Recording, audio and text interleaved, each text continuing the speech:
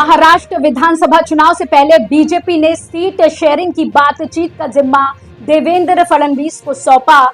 कैसे बनेगी बात, यहां समझे समीकरण।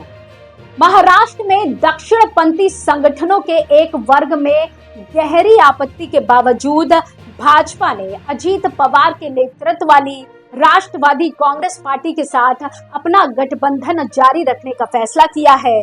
भाजपा नेता और उप मुख्यमंत्री देवेंद्र फडणवीस ने रविवार को नागपुर में आयोजित समन्वय बैठक में आरएसएस को इस फैसले से स्पष्ट रूप से अवगत कराया।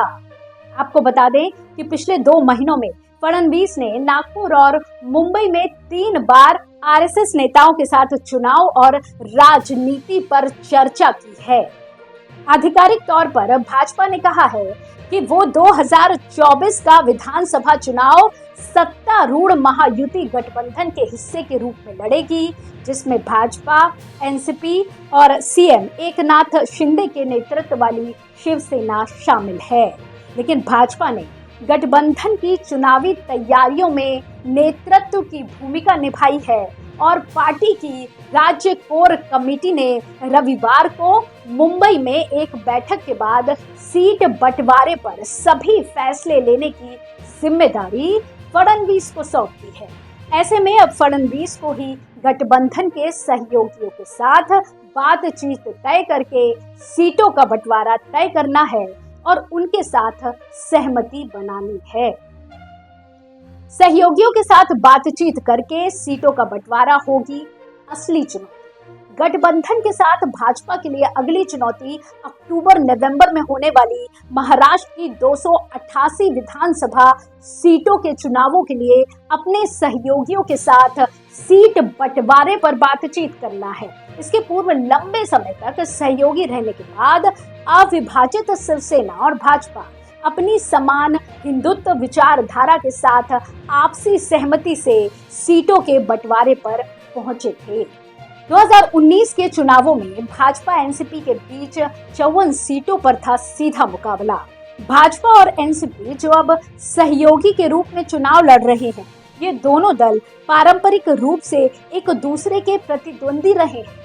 2019 के विधानसभा चुनावों में वे पूरे महाराष्ट्र में 54 विधानसभा सीटों पर सीधे मुकाबले में थे। इन 54 सीटों में से भाजपा ने 30 और अविभाजित एनसीपी ने 24 सीटें जीती थी। जुलाई 2023 में एनसीपी में विभाजन के बाद इनमें से 18 एनसीपी विधायकों ने अजीत पवार और 6 ने शरद पवार के गुट के प्रति अपनी वफादारी का संकल्प लिया।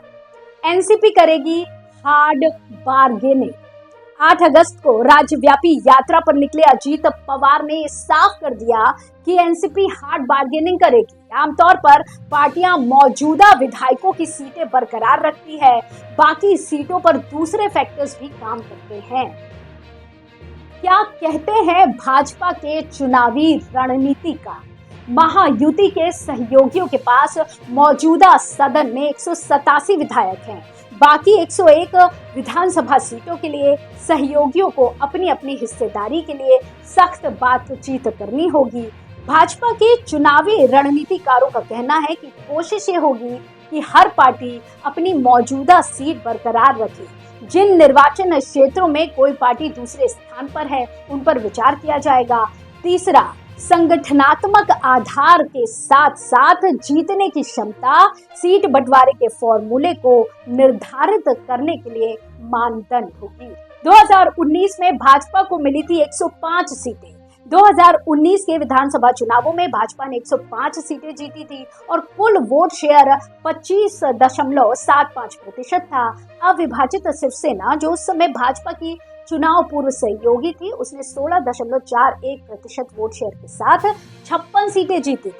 अविभाजित एनसीपी का वोट शेयर 16.71% था। वो 54 सीटें जीतने में कामयाब रही थी, जबकि उसकी सहयोगी पार्टी कांग्रेस को 15.97% वोट हासिल हुए थे और 44 सीटों पर जीत मिली थी। एनसीपी के विभाजन के बाद 42 विधायक अजीत पवार के साथ चले गए, जिससे शरद पवार के गुट में सिर्फ 12 विधायक रह गए। लोकसभा चुनावों के नतीजे महायुति के फेवर में नहीं। इसी साल हाल ही में संपन्न लोकसभा चुनावों के नतीजे मौजूदा सरकार और गठबंधन के फेवर में नहीं रहे हैं। एनसीपी और एकनाथ शिंदे से बेहतर एनसीपी शरद पवार गुट और शिवसेना उद्धव ठाकरे गुट ने कहीं महायुति से बेहतर किया। कुल मिलाकर लोकसभा चुनावों के नतीजों की बात करें तो विधानसभा चुनावों में महायुति को बहुमत मिलने के आसार कम ही नजर आ रहे हैं। शिवसेना यूबीटी और एनसीपी शरद पवार गुट है काफी एग्रेसिव।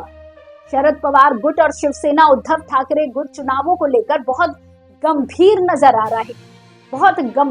आ रहे हैं। दोनों ही दलों के शीर्ष नेता राज्य और केंद्र सरकार पर लगातार निशाना साध रहे हैं।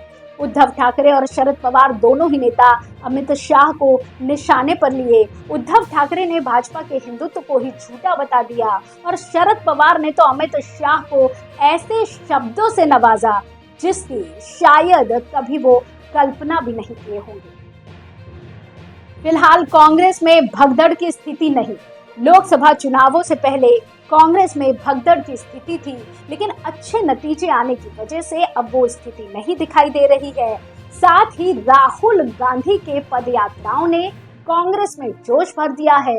इसके अलावा कांग्रेस को सम्मानजनक सीटें मिलने से उसे नेता प्रतिपक्ष का भी पद मिल गया है। तो लोकसभा में राहुल गांधी को अब अपनी बात रखने और आम जन का मुद्दा उठाने के लिए ज्यादा समय मिल रहा है। शिवसेना यूबीटी को सहानुभूति की आस। महाराष्ट्र के पूर्व मुख्यमंत्री और शिवसेना यूबीटी के अध्यक्ष उद्धव ठाकरे राज्य भर में ये साबित कर दिए हैं कि उनके साथ कुछ एक लोगों ने मिलकर धोखा किया और वही असली शिवसेना है। उनके साथ भाजपा की राज्य इकाई के कुछ नेता और केंद्र सरकार के नेताओं ने मिलकर पार्टी को तोड़ने का काम किया, जिससे उन्हें सहानुभूति मिलने की उम्मीद जताई जा रही है। गौरतलब है कि भाजपा और उसके सहयोगी दलों के बीच बात बन जाने पर एकजुटता दिखाने में कामयाबी मिल सकती है, लेकिन बात नहीं बनने की स्थिति में अजीत पवार ने जो हाल ही में बयान दिया है कि बहन के सामने पत्नी को चुनाव लड़ाकर गलती कर दी है, इससे ये साफ हो रहा है कि भाजपा के साथ बात नहीं बनने पर वो फिर से पवार साहब के साथ जाने से गुरेज नहीं करेंगे। अब ये पवार साहब पर है कि वे अजीत पवार पर कितना भरोसा कर पाएंगे। पवार साहब के पास राजनीति का कई दशकों का अनुभव है और उनसे किसी को पहचानने की भूल करने की उम्मीद नहीं की जा सकती। इसी तरह की और खबरों के लिए आप जुड़े रहिए एयर न्यूज के साथ। धन्यवाद।